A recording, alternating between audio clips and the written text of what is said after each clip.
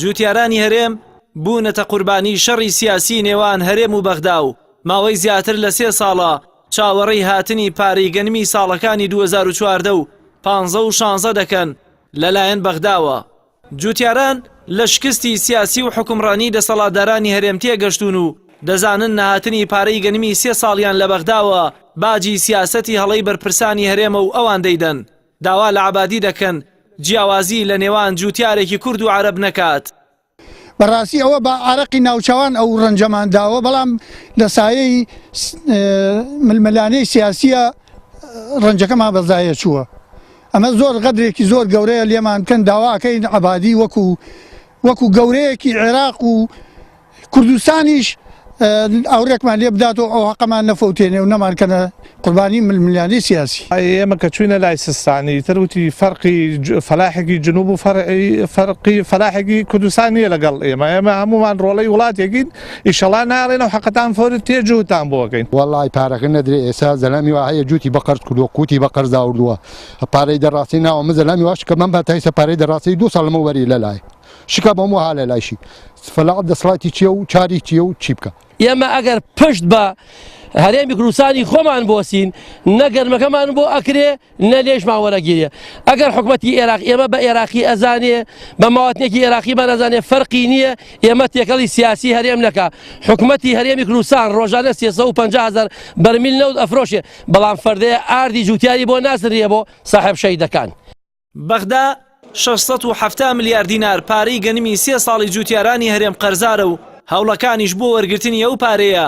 تەنها ڕازیبوونی عەبادی لێکەوتوێتەوە بە ناردنی لە 140 ئەو پارەیە و جوتیارانیش دەڵێن پارەی تەواو نەبێت نایانەوێت.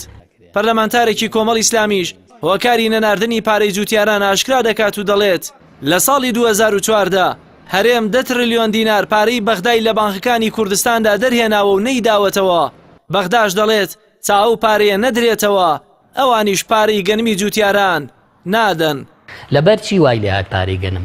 لەبەرەوەی ئەمانە لە ساڵی 2014 10 تریلیۆن دینار پارەی عێراقیان لە بانکەکانی هەرێمی کوردستانە دەرهێناوە. بەغدا لەو پارانم بەرەوە باو پارەت بەمێکە لە لامە، بەڵام هەرێم جورئەت ناکا بە خەڵکی کوردستان و بە جوتیاران بڵێ بۆیە پارەی ئێوە عەبادی وای لێکە ئێستا ئەیەوێ لە 160 پارەی گەنمی ساڵەکانی ڕابردوو تا 2017 ببڕێ لە 140 بدا و بڵێ هەر ئەوەیە. 10 تریلیۆن دیناریان لە بانکە ئەهلی و بازرگانیەکانی عێراق لە هەرێم دەرهێناوە. ئێستا عەبادی لە موچەی جوتیارەکانی دەکاتەوە. ئێستا عەبادی ئەڵێ ئەو پارانە بێننەوە استحقاقی گەنم و چییە با بتان دەینێ. بەڵام ئەم زانیارێت ئەمە پژڕاستکراوەیە، بەڵام ئەمان نایەن ئەمە بە خەڵکی کوردستان بڵێن ئەڵێن عەبادی پارەی گەنمیش نادا.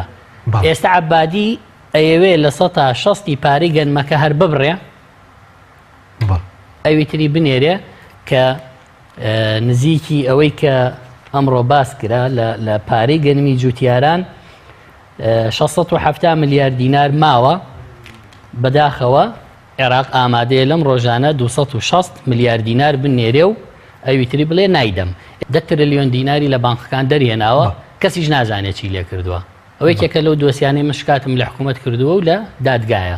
جوتیارانی هەرێم لە دوای چەندین بەڵێن و وادەی دیاریکراوی بێنجام بۆ وەرگرتنی پارەی گەنمەکەیان بەڵێن دەدەن گەربێت و پارەی تەواوی گەنمی ئەو 3 ساڵەیان پێ نەدرێت ئەوە گەنمی ساڵی نوێیان نافرۆشنە بەغدا و لە دوای بێهیوابوونیشیان لە حکوومەتی هەرێم چاوەڕێ دەکەن بەغدا باراشیەوان و سیاسیەکانی هەرێم پێکەوە تێکەڵ نەکات.